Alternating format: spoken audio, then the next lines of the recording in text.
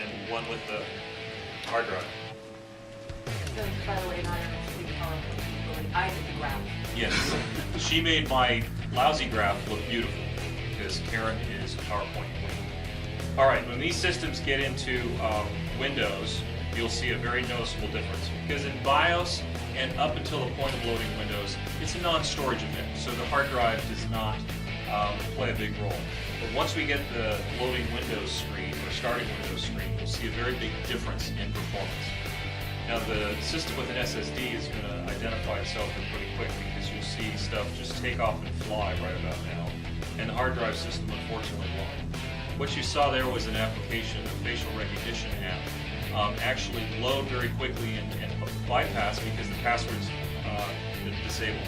So you can see we've got our gadgets there. We're now opening 4 large documents, and then we're going to end by opening up Outlook. And we're going to do all that before this thing even loads Windows. These are identical. All through the same story. You're booting up your computer, you're uploading your video, you're manipulating it, you're getting to the web. Who wants this system? Right? Yeah, what if the first person to audience get for the this story concept. into the publisher gets the big bucks, and second place gets a candy bar? All right, so we're already in Outlook here. All right, and we haven't even finished loading the facial recognition app. Now these are identically configured Alienwares. One thing is different except for the hard drive. They even have the same image. So the image that's on the hard drive is the same as the image that's on the SSD.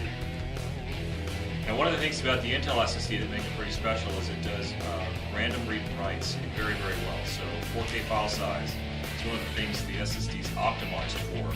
And Microsoft Office, Adobe, many of these applications have lots of little tiny files. And the way the Windows file system works, these things end up wherever there's room.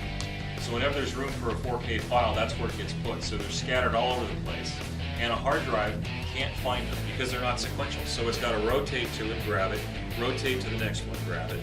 On the SSD, all this information comes off as if it were the same.